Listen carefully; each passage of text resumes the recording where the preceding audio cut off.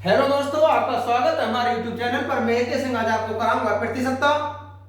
ये प्रतिशतता का चैप्टर सभी प्रतियोगी परीक्षाओं के लिए बहुत ही महत्वपूर्ण चैप्टर है तथा इस चैप्टर पर आधारित कई चैप्टर भी कराए जाते हैं।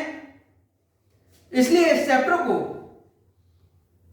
थोड़ा भी स्किप किए बिना पूरा देखें और हमारी वीडियो को पूरा देखते रहें, बिल्कुल भगाएं नहीं, जिससे कि कोई भी सवाल आपसे छूटे नहीं। और सारी वीडियो को लगातार देखने के लिए हमारे चैनल को सब्सक्राइब कर लें, लाइक करें तथा जितना भी हो सके अधिक से अधिक शेयर करें। देखिए कैसे ये क्वेश्चन कहा है, श्रीमान कपूर अपनी कुल आय का 20% मकान किराए के रूप में खर्च करते हैं और शेष का 70% घरेलू चीजों पर खर्च करते हैं। यदि उनकी बचत 1800 रुपए की हो तो उनकी कुल आय कितनी होगी। तो स्टूडेंट्स, बहुत आसान सा एक शॉर्ट ट्रिक है इसका। हमें आय निकालनी है। बचत 1800 रुपए है गुणा 100/100 माइनस 20 गुणा 100/100 माइनस 70। यहां से हुआ ये 1800, ये हुआ 100/80 और ये हुआ 100/30। तो स्टूडेंट, ये यहां से 1800, इसे अगर काटें 3 से काटें 600, इसे काटेंगे हम तो 4 दूनी 8 25 और ये हुआ 300 गुणा 25, ये हुआ 7500 रुपए। क्वेश्चन का उनकी कुल आय कितने रुपए है, तो स्टूडेंट्स उनकी कुल आय 7500 रुपए है। इसका ऑप्शन भी करेक्ट होगा। नेक्स्ट क्वेश्चन है स्टूडेंट, एक आदमी अपनी आय का 24% मकान किराए पर तथा 62% अपने परिवार पर व्यय करता है तथा शेष आय की बचत करता है। यदि उसकी बचत 6300 रुपए हो तो उसकी कुल आय कितनी है। पहले ये देख लीजिएगा कि कुल व्यय कितना हो रहा है। कुल व्यय 24% मकान पर, 62% परिवार पर, यानी 86% ये अपनी आय का खर्च कर लेता है। फिर कहा उसकी आय कितनी होगी, तो स्टूडेंट्स इसकी आय रहेगी 6300 रुपए गुणा 100 ये वाला खर्च घटा लीजिए बस। 6300 गुणा 100/14, 7 9 63, 2 से ये 50 बार, 9 पंजे 45। क्वेश्चन में कहा है उसकी आय कितनी है, तो स्टूडेंट्स उसकी आय 45,000 रुपए है। नेक्स्ट क्वेश्चन है स्टूडेंट्स, राम का व्यय और बचत 3:2 के अनुपात में है। उसकी आय में 10% की वृद्धि होती है और उसका व्यय भी 12% बढ़ जाता है। उसकी बचत में कितनी वृद्धि होती है, तो बहुत आसान सा क्वेश्चन है। मान लीजिए उसका व्यय 300 रुपए है और बचत 200 रुपए है। जो अनुपात है हमेशा उसे सैकड़ा में ही मानेंगे, तभी ये प्रतिशत होगा। जब 300 रुपए व्यय है उसका, 200 रुपए बचत है, तो दोस्तों इसकी आय कितनी होगी। आय बराबर होता है व्यय प्लस बचत। 300 प्लस 200 ये हो जाएगा 500 रुपए। कहने का मतलब हुआ कि उसकी आय 500 रुपए है। आगे कहा है उसकी आय में 10% की वृद्धि होती है, तो नई वाली आय क्या हो जाएगी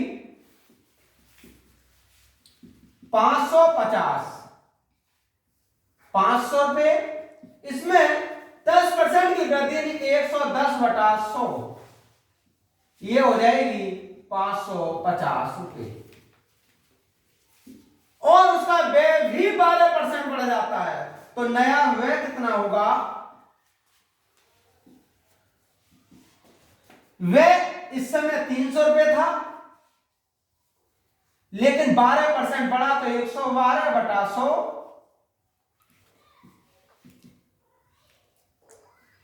ये हुआ 336 रुपये। जब नई आय 550 रुपये है, नया खर्च 336 रुपये है, तो अब ये देखिएगा नई बचत कितनी हो रही है इसकी।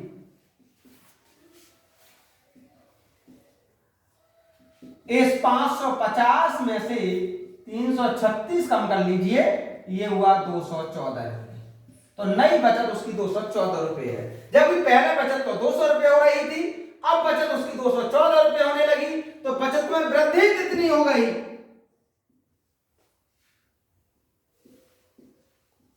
बचत में जो वृद्धि हुई, इस 214 माइनस 200 यानी 14 रुपये। उसने कहा प्रतिशत बताइए कितने प्रतिशत की इसमें वृद्धि हुई है। तो प्रतिशत वृद्धि, बचत में वृद्धि गुणा 100 बटे प्रारंभिक बचत 200, ये होगी 7%। उसकी बचत में अब 7% की वृद्धि हुई। नेक्स्ट क्वेश्चन है स्टूडेंट, ए अपने मासिक वेतन का 20% बचाता।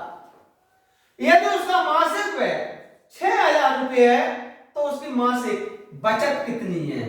तो एक तो तरीका यह होता है कि पहले उसका आय निकाल लें, बाद में बचत निकाल लें, लेकिन नहीं, हमारे पास एक बहुत छोटा सा तरीका होता है। देखिए क्या शॉर्ट ट्रिक रहती है इसकी। मासिक बचत पूछ रहा है तो मासिक बचत बराबर रहेगी, ये मासिक 6000 रुपये खर्च करता है, गुणा 20% बचाता है तो 20/100 माइनस 20, ये होगा 6000 गुणा 20 बटा ये हुआ 80, 20 चौक 80, ये हुआ 15 चौका 60, 1500 रुपये। उसने कहा था कि बताइए उसकी मासिक बचत का है, तो स्टूडेंट उसकी मासिक बचत 1500 रुपये है।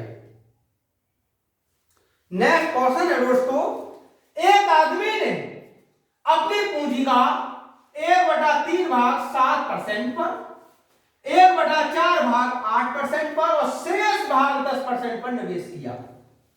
यदि उसकी वार्षिक आय 561 रुपये है तो पूंजी कितनी है? तो 1/3 भाग 7% पर, ठीक, 1/4 भाग 8% पर, शेष भाग पहले ज्ञात कर लीजिए है कितना। शेष भाग 1 माइनस 1/3 प्लस 1/4, ये होगा 1 माइनस 7/12, ये हो जाएगा 5/12। तो शेष भाग है उसका 5/12। फिर कहा उसकी पूंजी कितनी है? तो दोस्तों एक बहुत आसान सा ट्रिक होता है इसका पूंजी निकालने के लिए।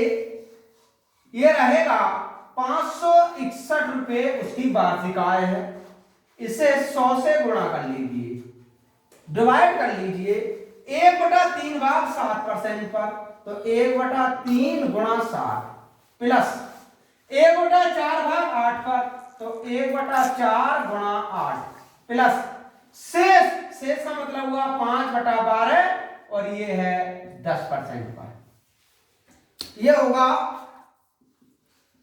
561 गुणा 100, 7/3 प्लस 2, इसे करेंगे 2 छंग 12, 2 पंजे 10, 25/6।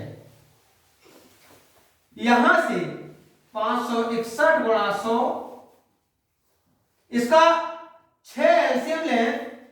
जब 6 लेंगे तो यहां पर आएगा, जैसे कि ये दे रखा हमने 6 में लेंगे 2 बार तो 14 प्लस 12, और जब यहां 6 लेंगे तो 25 और ये 6 आ जाएगा ऊपर, ये होगा 561 गुणा 600, नीचे इसे जोड़ेंगे अगर हम तो ये होगा 51, 51 से 11, 11 छंग 66, ये हुआ 6600 रुपये। कहा गया है उसकी पूंजी कितनी होगी? तो स्टूडेंट्स उसकी पूंजी 6600 रुपये होगी। इसका ऑप्शन नंबर सी करेक्ट होगा। नेक्स्ट क्वेश्चन है दोस्तों, 3 व्यक्ति एबीसी जिनके वेतनों का जोड़ 72,000 रुपये है, अपने वेतन का 80, 85 और 75% खर्च कर देते हैं। यदि उन तीनों की बचतों का अनुपात 8:20 हो तो ए का वेतन कितना होगा? पहले एक काम कर लेते हैं, फिर इसके वेतनों का अनुपात निकाले लेते हैं कितना होगा। तो दोस्तों ए का वेतन अनुपात बी का वेतन अनुपात सी का, देखिए बहुत आसान सा है, 8 गुणा ये 80 दिया है इसमें, तो ये हो जाएगा 100/100 माइनस 80 अनुपात 9 गुणा 100/100 माइनस 85 गुणा 100/100 माइनस 75, ये हुआ 8 गुणा 100, यहां से 20, 9 गुणा 100, यहां से 15, और अगला है हमारा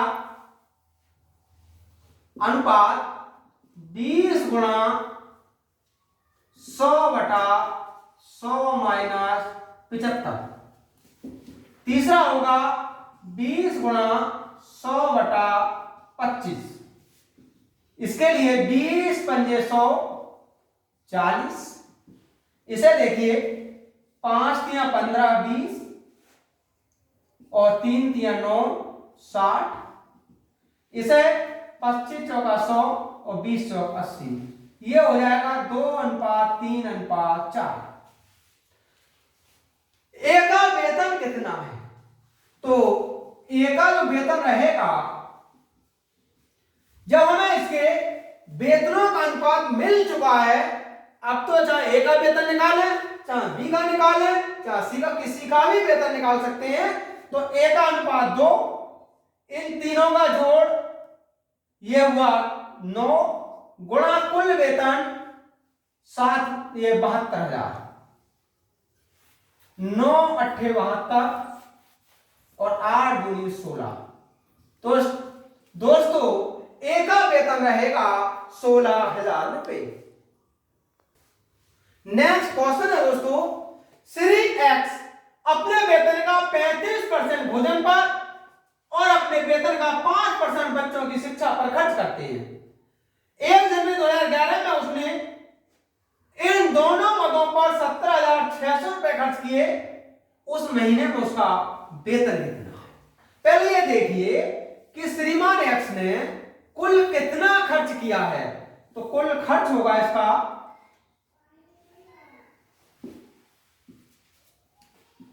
35% भोजन पर, 5% शिक्षा पर, ये हुआ 40%। फिर इन दोनों मदों पर 17,600 रुपए खर्च किए, उसका वेतन तो सीधे ही निकाल सकते हैं, हमें एक ट्रिक रहती है, वेतन निकालना है, जो खर्च है 17,600 रुपए गुणा 100/40, ये हुआ 4 चौक 16 1 और 4 चौक 16, 44,000 रुपए। तो उस महीने उसका वेतन 44,000 रुपए था।